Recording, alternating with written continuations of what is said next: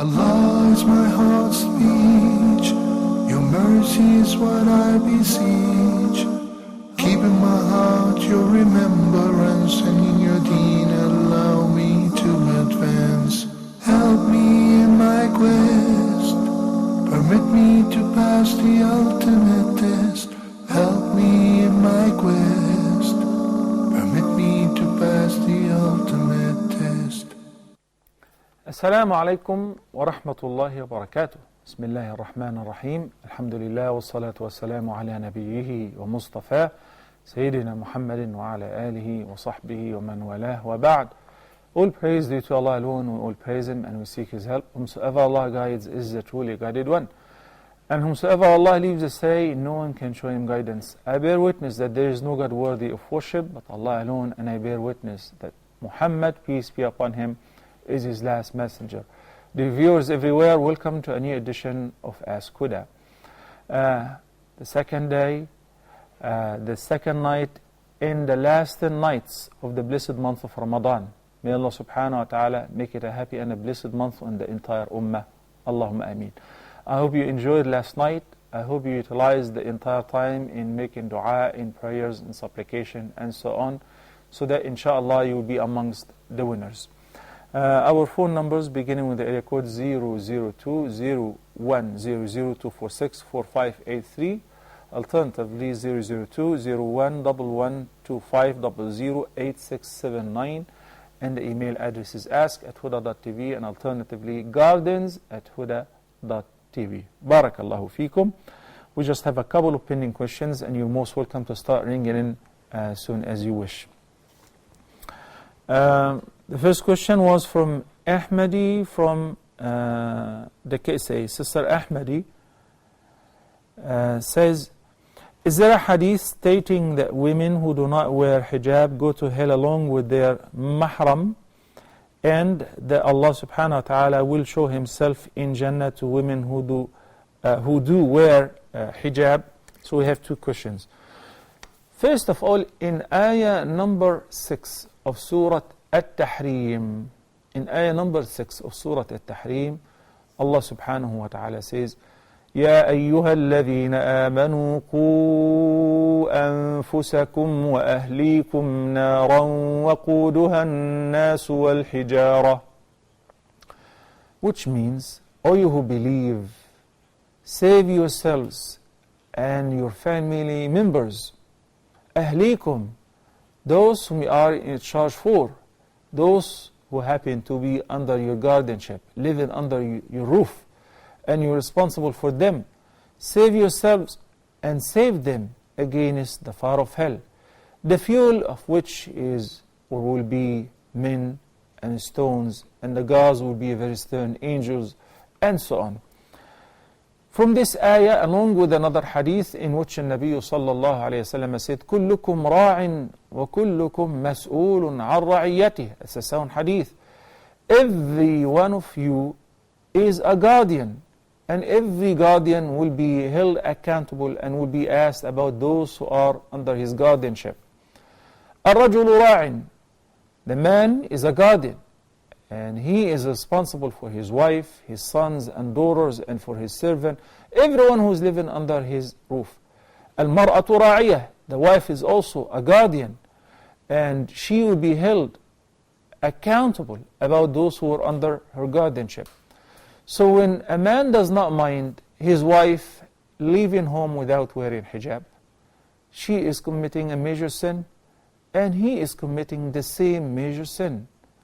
Whenever a man agrees that his daughter is wearing those tight jeans and leaving home wearing a full makeup and perfume, she's committing a major sin, a major sin, and the same amount of sins are also laid upon the shoulders of both parents.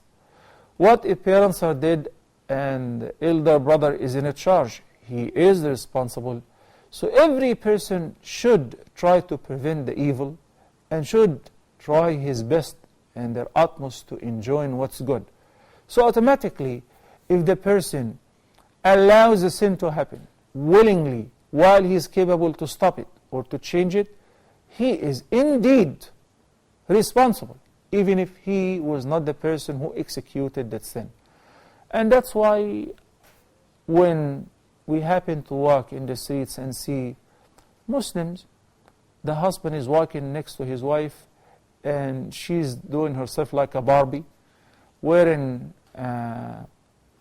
like a half kilogram of makeup, lipstick and eyeliners and perfumes and all of that, and wearing short clothes and no hijab and showing her hair, and she spent like an hour, the hairstylist fixing her hair. I feel sorry for this man, whether he really knows what he's putting himself into or not. He is in trouble. He is in big trouble. Because he did not only allow the munkar to take place, he rather encouraged it too.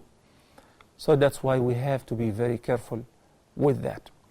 As far as a hadith that if a woman wears hijab, Allah subhanahu wa ta'ala will appear to her in Al-Jannah and she'll get to see him.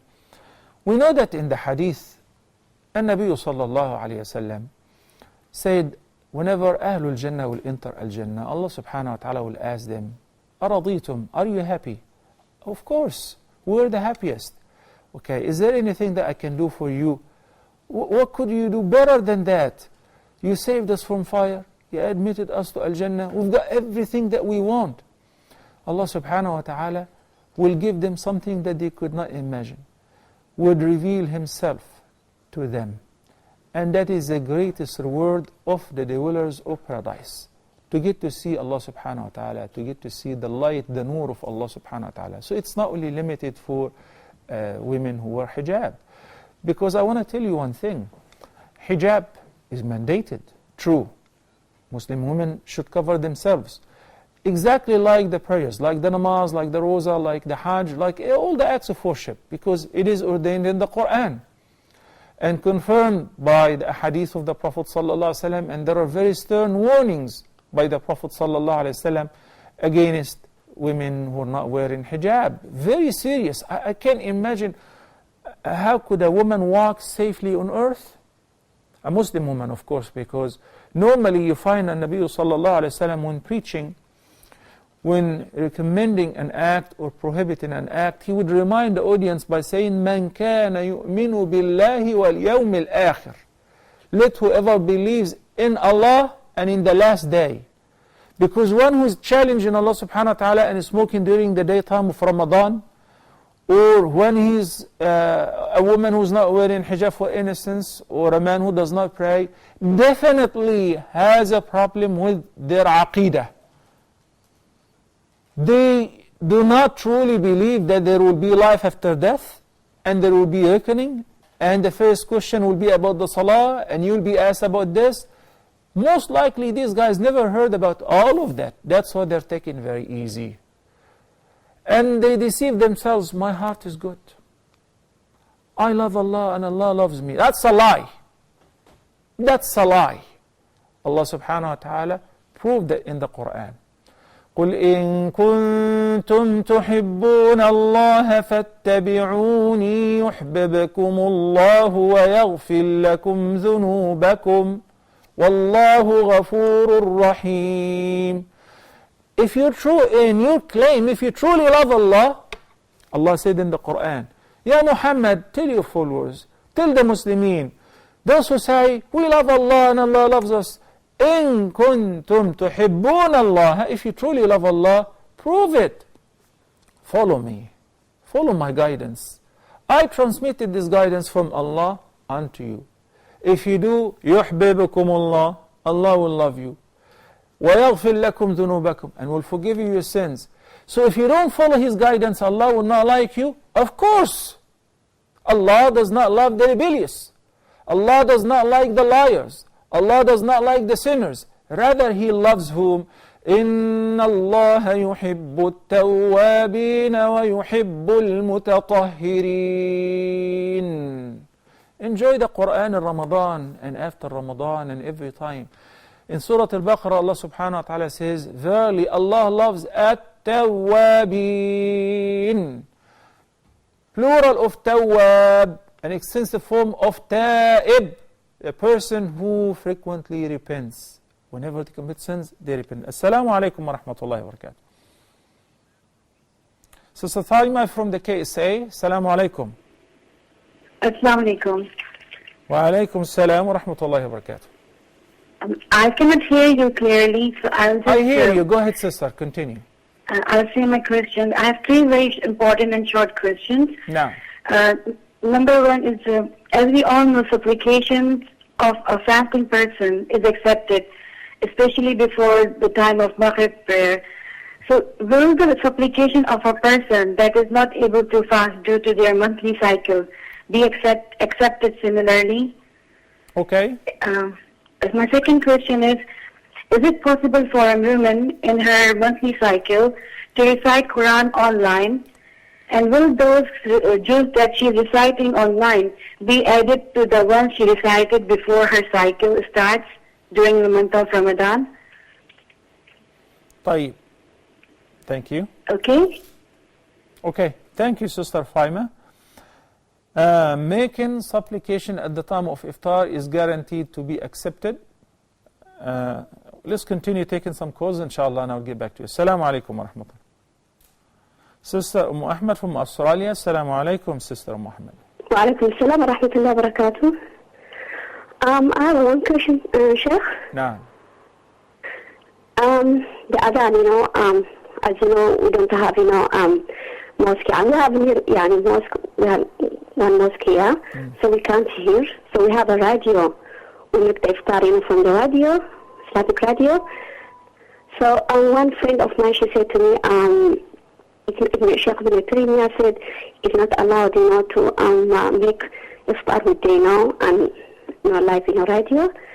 So can you give us, is this one right or no? طيب. Yeah. Okay, thank you, Sister Ahmed. Wa alaikum assalam wa barakatuh. Nah.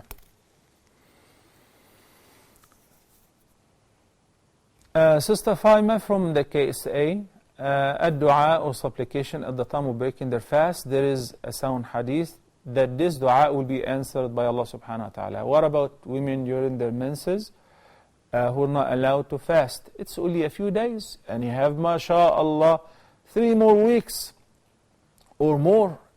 Just make dua on every single day that you are fasting.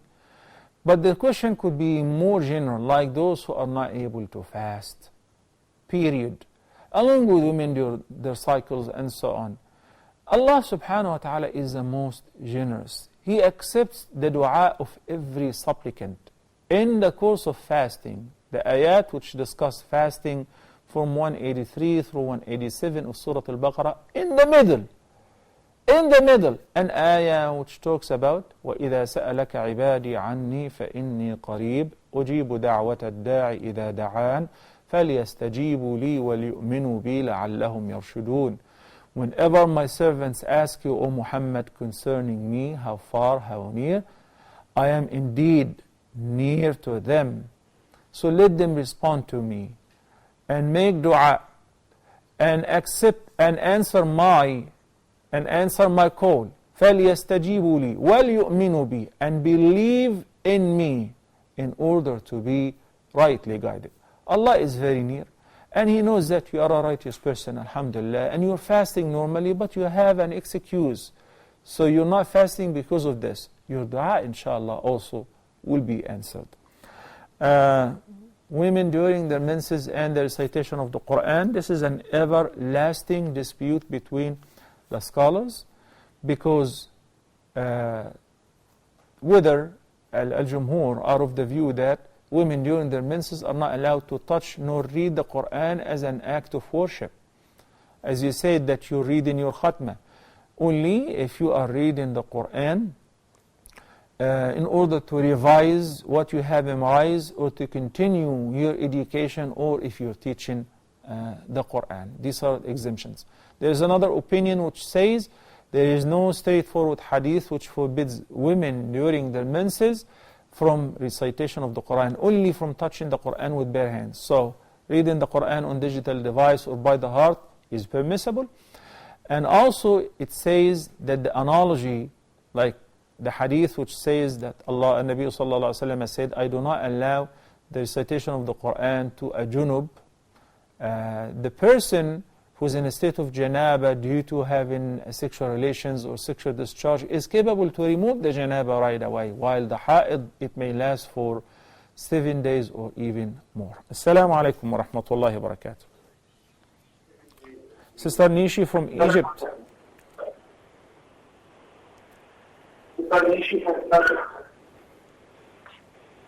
Hello, Assalamu alaikum. Wa alaikum assalam wa rahmatullahi wa barakatuh. Go ahead, sister, please. Yes, I have 3 questions. My first one is, what's going on in Egypt? I always say my command and people tell me you work supporting A group or Y group. And then I get very sad when people start blaming me. So should I talk about it or should I keep it to myself? Because I'm very concerned, I'm very hurt the way Muslims have been killed in Egypt. Yeah, okay. Thank you, Sister Nishi. And my second question is, Sheikh, I was saying witr. I always say 2 rakats witr and 1 shifa. And the last shifa, I raise my hand and I make dua and then I go to the sajda. And somebody in the masjid told me, don't do this, this is forbidden. Don't do what? To raise my hand in shifa. In what? And make dua. In the witr, not in the shafa. I don't know actually what is, 2 is the witr and last one is the shifa. No, so I got it really is, confused Sister with that. Nishi, it is definitely the opposite. The witr means odd, and a shafa means even. So 2 is the shafa. And the witr, which is the last one, this is when it is recommended after rising up from ruku' to make qunut. Sheikh, actually, I'm sorry, I can't hear you well. I mean, I want to complete Fine. the question and I want to hear it on the television because I can't hear you well. And the third question is, can I make dua if being in ruku? Naam. Okay, and this is my 3 question. Thank you so much, and may Allah. Thank you, Sister Nishi. Sister Asia from the KSA, Assalamu alaikum. Wa alaikum assalam rahmatullahi wa barakatuhu. How are you, Sheikh? I'm fine, alhamdulillah. Thank you, Sister Asia. How are you? Alhamdulillah, jazakallah khair. Sheikh, I have 3 questions. No. Question number 1. Can one open and follow Mus'haf while Imam is reciting in Salah for Taraweeh? Question number 2. When money sent through bank for charity or zakah, the bank charges service charge for that. Can that money, the service charge money, detach from the send zakah or charity money? Okay. Question number 3. Can woman make wudu when she is already wearing lipstick? It is not a waterproof lipstick, but it's already there, and she again wants to make wudu. Can she do that? And please pray for me and my family so that Allah accept this nice prayer and make easy for us. Jazakallah khair. Thank you, Sister Asia. May Allah subhanahu wa ta'ala accept our dua and grant us Laylat al-Qadr. Ameen. Sister Ahmed from Australia, obviously, due to the fact that no adhan is called in the masjid, even if you happen to live nearby the masjid, so people in the West, they follow the adhan on the radio. If they have a local radio station where the adhan will be called according to their timetable, yani at sunset, the adhan will be called. Of course, you can break your fast according to this adhan, because basically it is just a sign, an alarm, that it is time to break your fast. Instead of going out and looking at the sunset, it's similar to looking at the calendar or the timetable. What time is Maghrib or sunset in Australia, in Sydney, in New York, in Washington, on Islamic Finder? It's at that time. So there is sometimes not necessarily a radio, a digital adhan alarm. So when you hear the adhan, it's a sign that sun already has set. You can definitely break your fast as long as the adhan will be called or it will go off at the time of sunset. And similarly, you stop eating at the time of Fajr when you hear the adhan as well. Assalamu alaikum wa rahmatullahi wa barakatuh. Sister Muhammad from the KSA. Yes. Sheikh, I have 2 questions. Naam. My first question is, during Tasheem in Salah, we say peace be upon you. Here you refers to him, Sheikh. No. And my second question, is it necessary to wear abaya and perform salah, or is it enough if one is wearing her normal loose clothes and cover the head? No. Okay. And my third question is, if any woman dies in the month of Ramadan in the state of fasting, will she enter Jannah even if she has not practiced hijab? Okay. Thank you, Sheikh. Thank you, Sister Muhammad from the KSA. Sister Nishu from Egypt. Subhanallah, I decided to slow down on talking on that in the program, but she's saying that she's living in Egypt as an expat, and due to the crisis which is going on, there are some people who are in a complete disconnect. They're disconnected. They don't see what is happening. Okay, they may agree to the wrongdoing because they watch certain TV station or whatever, and this is the TV station does a task or a job similar to Al-Masih al-Dajjal. Would only show you what they want you to see. They would not show you the whole fact. So what happened is, my role as an individual, I have to play, which is enjoining what's right and forbidding what's evil. So if there is killing, I have to object to that. If there is oppression, I have to object to that, and I have to clarify to people. Let me give you an example.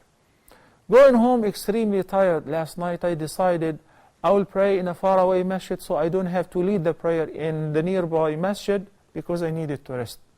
And it was a beautiful night and so on. I went to the faraway masjid, and once they called the iqamah, they pushed me to lead the prayer. So I ended up leading the prayer. You have to talk to us about what's going on and what's right and what's wrong and so on. So I was standing, and it took us like an hour or so. It's a long time. I consider this an act of worship. It is an act of worship. Al-amru bil-ma'ruf, wal-nahyu anil munkar, enjoining what's right and forbidding what's evil.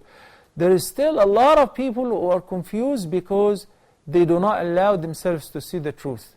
They're sitting mesmerized before the secular TV stations, allowing their minds to be poisoned 24/7. It reminds me, whenever we were in the States, there is Fox News, of course, and the 700 Clubs. What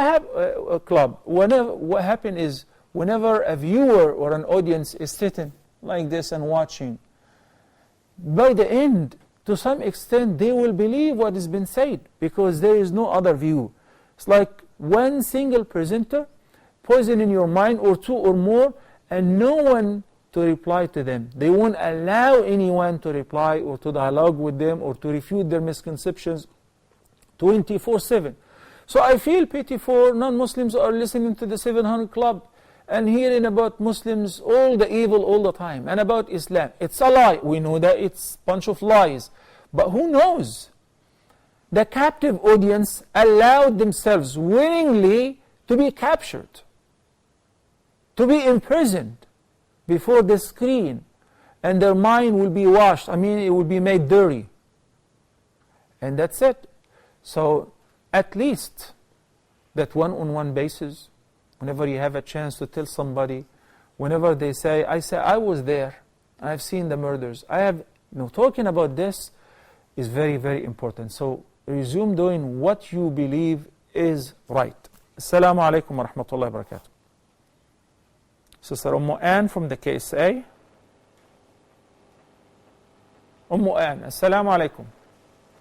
Hello, wa alaikum assalam wa rahmatullah. Thank you for taking my call. I just have one quick question. No. Some people, they say that if you join the congregational prayer in the masjid while the imam is still in the ruku, then you don't have to make up for that rak'ah. While others, they say that if the imam, he has already gone into ruku, then you have missed the whole rak'ah, and you need to make up for that. Could you please clarify that? طيب. Barakallah feek. Okay. Thank you, Sister Ann. Wa jazakum.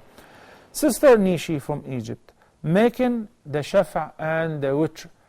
Al-shafa' means even.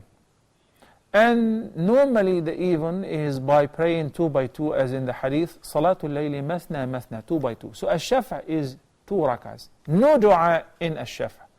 Al-witr or al-watr, both are okay, is the odd. So if you happen to pray the which one rak'ah by the end, or three all together without a middle tashahhud, then only in the last rak'ah you may raise your hands after rising up from ruku' and make the dua which is known as al-qunut, and it is a sunnah.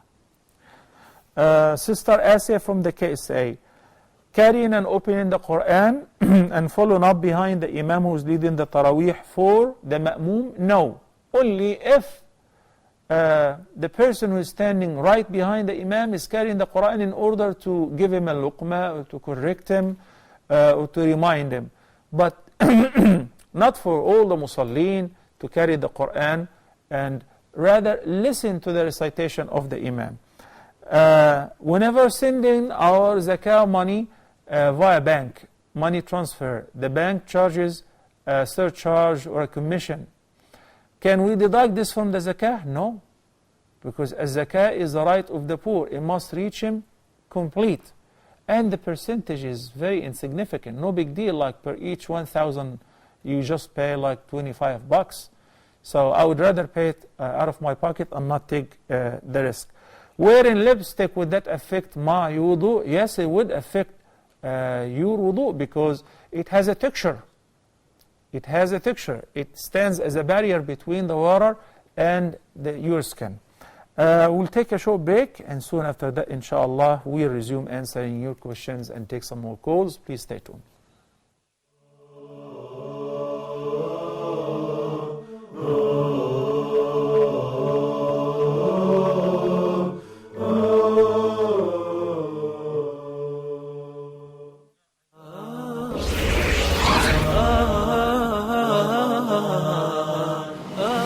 Essence of Islam, Tawheed, believing in the oneness of Allah, the same message that Allah sent all His prophets with since the beginning of time. La ilaha illallah. You need Tawheed, especially at the time of distress, at the time of need. Tawheed first with Imam Kareem Abu Zayd in Ramadan only on Huda TV.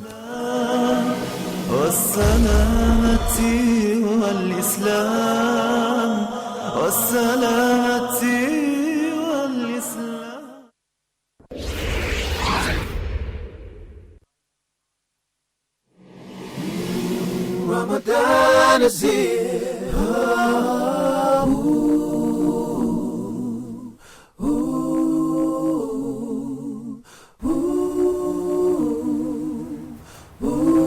We're only a few sunsets away from the month of change, an opportunity that is given to us only once a year. Take a look at this. Take a look at your future. Assalamu alaikum wa rahmatullahi wa barakatuh. It's a very windy and dusty day here. We're about an hour out of Cairo in the middle of the desert. Al-Ikhlas, sincerity. Whether you are alone in the middle of the ocean, in a boat, or on a river, or in a busy city street, your only way to success in this life and the next is through sincerity. Methanol, which is the fuel that is used for rockets, that is placed inside cigarettes, that we're putting into our bodies when we're breaking our fast. Subhanallah. Together, let's plant the seeds of change. Seeds of change.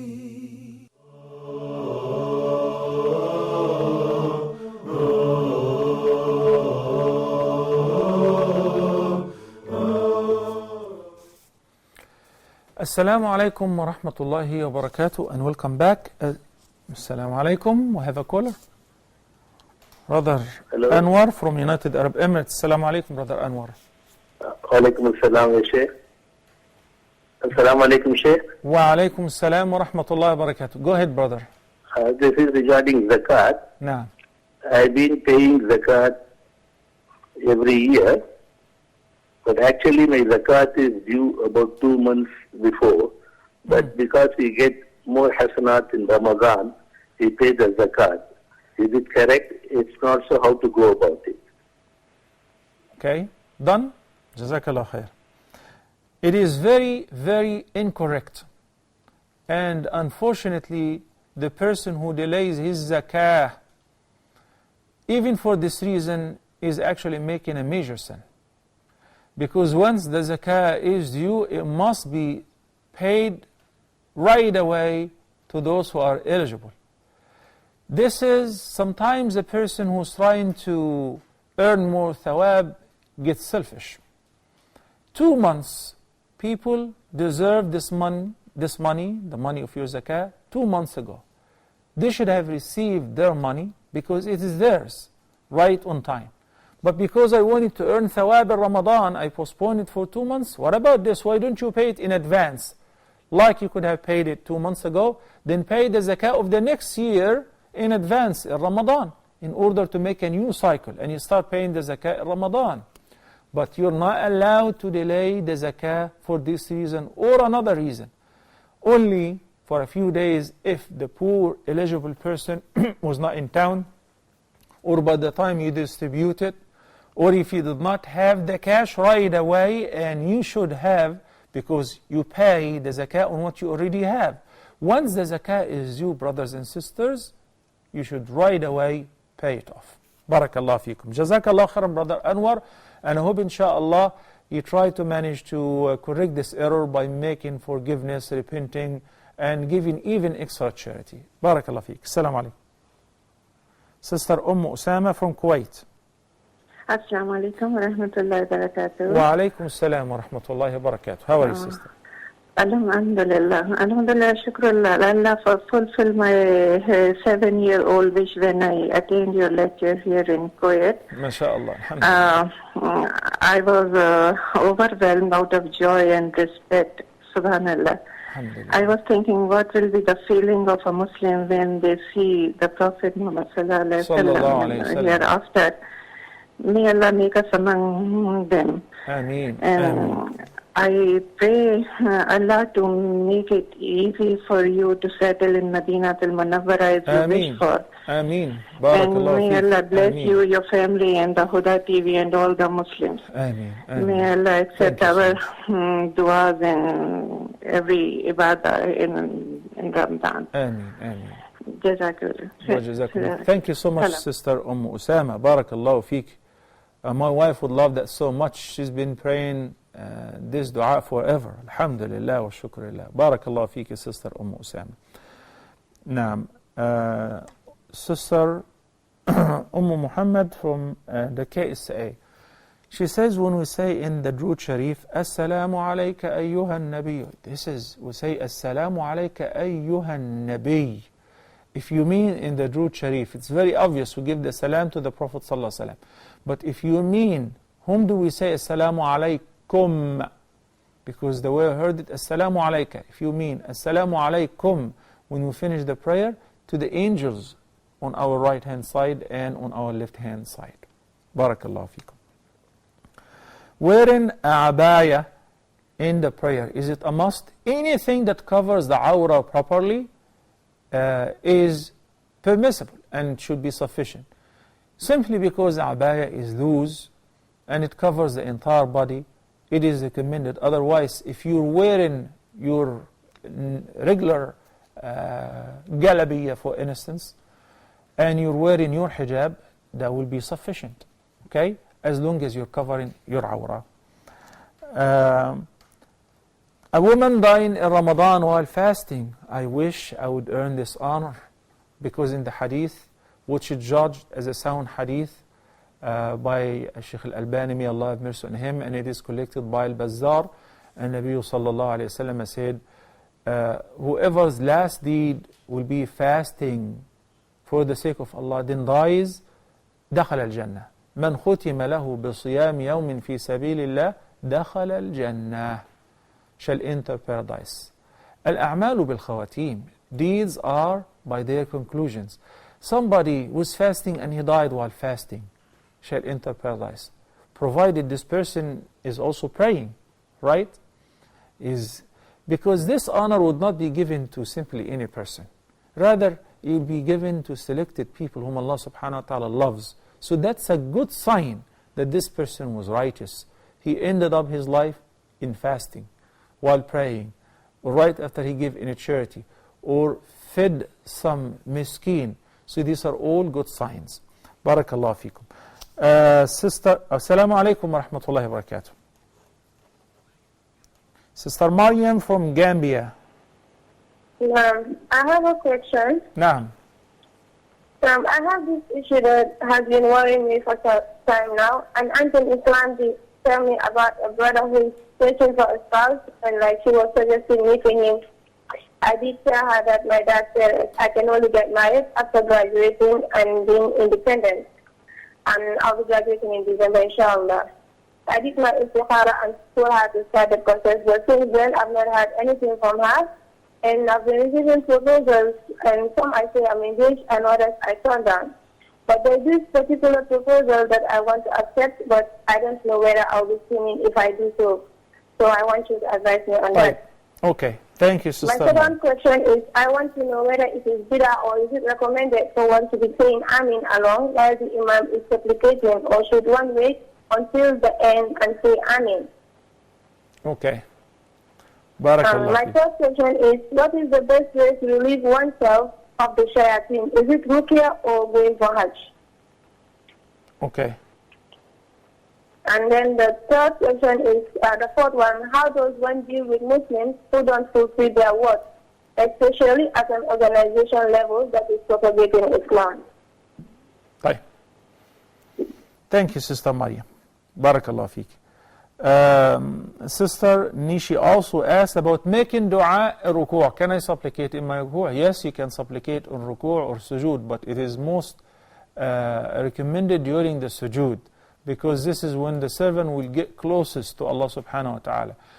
It is prescribed in the sujood to say, along with Subhana Rabbiyal Azim, to say Subhanaka Allahumma Rabbuna wa bihamdik Allahumma aghfir li. And this is a dua. Allahumma aghfir li. Oh Allah, forgive me my sins. The Prophet ﷺ used to say so. Assalamu alaikum wa rahmatullahi wa barakatuh. Sister Ayman from Jordan. Ayman, assalamu alaikum. Hello, assalamu alaikum. Alaikum assalam wa rahmatullahi wa barakatuh. Hello, assalamu alaikum, Sheikh. Wa alaikum assalam, Sister Ayman. Go ahead.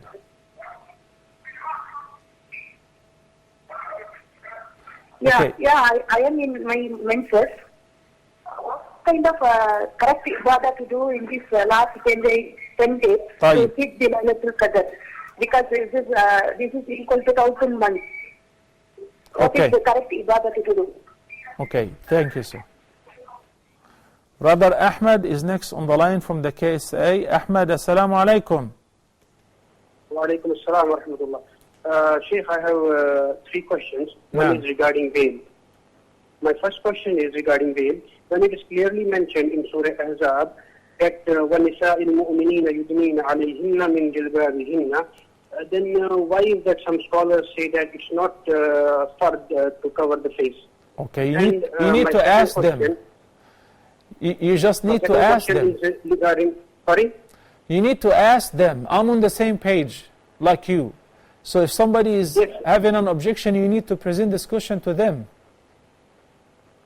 Yes, we see, you see sometimes great scholars, like we have a famous scholar like Zakir Naik, he says on the big shows that it's not necessary for the female to cover their faces. So our females at home, they make an argument about it, that he's a big scholar and he knows more, then why is he not telling that it's necessary to cover the face? Okay, I think, Ahmed, even without mentioning names, it will be preferable. I think there is some sort of confusion, which inshallah I will remove it for you, inshallah, when I get to answer the question. Okay, he's not objecting to this part of the ayah as you mentioned earlier. Rather, he's adopting a different view, which we normally present, the 2 views, and we say this is the more right. Go ahead with your second question, please. Okay. My second question is regarding trousers, pants. See, as men, we wear pants, but we see that there are 6 categories which define our dressing, in which one is that it should not reveal your body part. When we are wearing pants and we are offering salah, even if it's loose, when we go to ruku or sujood, it reveals our butts and thighs. Yeah. So what's the ruling about it wearing the loose pants? And Okay. the third question is again regarding short trousers. We see that nowadays our youngsters, they wear short trousers just maybe a centimeter below their knees. So what is it? Is it okay? Because when we offer salah in those type of trousers, it reveals some part of our knees. So again, it shows our aura. So kindly, please, can you explain these things? Okay. Barakallah feek, brother Ahmed. Assalamu alaikum wa rahmatullahi wa barakatuh. Fuad from Jordan. Assalamu alaikum. Wa alaikum salam. Go ahead, please. Again, I cannot hear you. I'm so sorry. Can you tell her to present her question, even if you don't hear me? Go ahead. Assalamu alaikum. Hello? Go ahead. Say your question, please. Yes. Do you want me to tell you the question or something? Yeah. Yeah, because I wanted to find out, like my father passed away, and the last Ramadan, he couldn't fast because he had cancer, and 3 months after Ramadan, he passed away. So I would like to know, we need to make up his the days that he missed, and pay fidya, or what should we go about doing that? Right. Thank you, sister. Barakallahu fiki. Let's put a hold on the calls for now. Let me just finish these questions because I still have some pending questions from the previous episode. Is there a zakah on barren land? No, unless if you sell it, you pay zakah on that. The second question, Bilal from United Arab Emirates. What should we do when we have food or drink in our mouth at the Fajr adhan is calling? Spit it out right away. If you hear Allahu Akbar, the actual adhan, the second one, right? And you have water or food in your mouth, you must spit it out. If you don't and you swallow it deliberately, you void your fasting. That day, you're not fasting. In the sound hadith, which is narrated by Aisha and Abdullah ibn Umar, may Allah be pleased with them, and it's a sound hadith, the Prophet sallallahu alayhi wasallam said, إِنَّ بِلَالًا يُؤَذِّنُ بِلَيْلٍ فَكُلُوا وَاشْرَبُوا حَتَّى يُؤَذِّنَ ابْنُ أُمِّ مَكْتُومٍ. There are two adhans. One which is an alarm adhan, he used to be called by Bilal. The actual adhan by Abdullah ibn Maktoum. Kulu washrabu, until you hear the voice of Abdullah ibn Maktoum, the actual adhan. Once you hear, no eating, no drinking. That's why there is an earlier adhan to alert you, to wrap it up, to make it quick. And in ayah number 187 of Surah Al-Baqarah, Allah subhanahu wa ta'ala says, وَكُلُوا وَاشْرَبُوا حَتَّى until يتبين لكم الخيط الأبيض من الخيط الأسود من الفجر. Once it is clear to you that it is Fajr, you should cease. Anything which is not in your stomach or your abdomen already should not enter after you hear the adhan. Somebody will say, but there is a hadith which says إذا سمع أحدكم النداء والإناء على يده فلا يضعه حتى يقضي حاجته. Yeah?